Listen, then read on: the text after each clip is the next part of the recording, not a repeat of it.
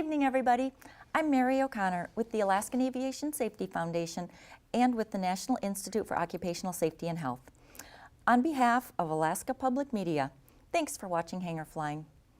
This evening, we are pleased to have Mr. Bernie Willis back on our show. Bernie has extensive knowledge and experience flying around Alaska as a general aviation pilot and also as a commercial pilot. He's the current president of Chapter 42 of the Experimental Aircraft Association. Welcome back to Hangar Flying, Bernie. Thank you, Mary. So on our last show, we talked about your role as president of Chapter 42. Can you tell us what you would like to accomplish in your role as president? I would like to see Chapter 42 become more open and friendly. A lot of times clubs become a good old boys thing, and you know particular individuals have had a long-term relationship with them, and that's fine. You're having a good time. But aviation encompasses all kinds of disciplines, and we need to be open to the tremendous amount of information that's available to us. And this is only through being open, friendly, inviting, and letting people come and contribute. That's actually a great segue into where I'd like to lead our conversation. And I think a great way to kind of bring the circle around is to talk about how you got started in aviation yourself. I think that you have what used to be a fairly typical scenario of getting involved, and I'm not sure that it's so common anymore. But tell us how you got hooked. Well, my dad worked for Lockheed Aircraft. I grew up in aviation in that sense. He would talk about projects at work, SR-71, U-2, remember the Constellation, the Electra, and difficulties that they were having and how they overcame them and things went. And his interest for me was to be an engineer.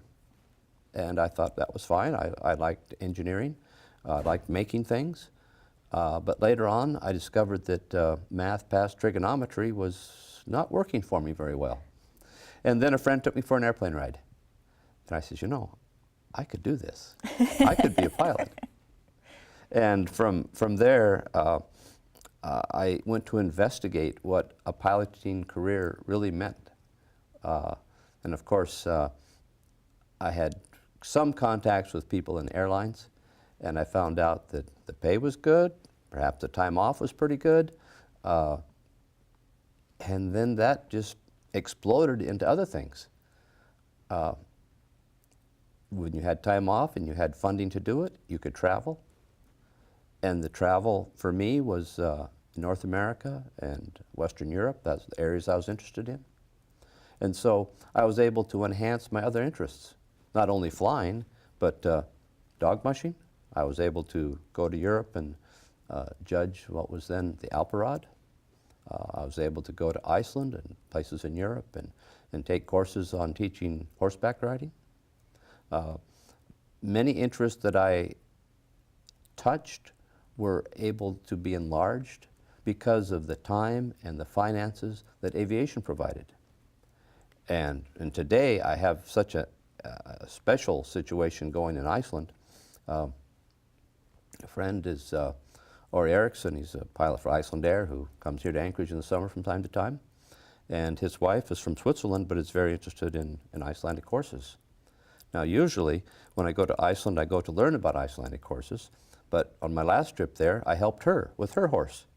And then Ori, he's a member of the EAA chapter in Mosfellsbæ, Iceland. And so I've attended their meetings while in Mosfellsbæ near Reykjavik. So being able to travel has just totally enhanced our life.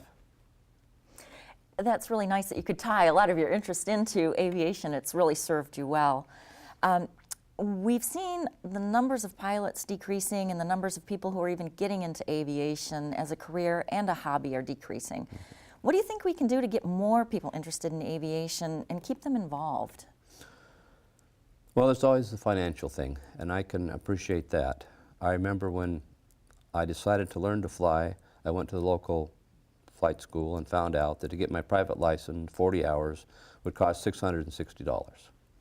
And so I was working at a lumber mill. I earned the $660 and went and learned to fly in, I don't know, 5 or 6 weeks. Just concentrated and did it. And then I was able to buy an airplane after that for $900. But you have to keep this in perspective. Minimum wage then was 75 cents. Wow. Today, minimum wage is what, $7 to $10, depending on the state you're in.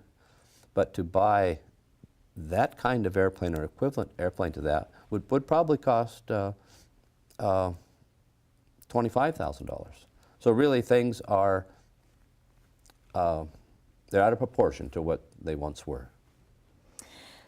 Bernie, thank you. We are going to come back and talk about some of the things that EAA is doing to help keep young people involved and engaged.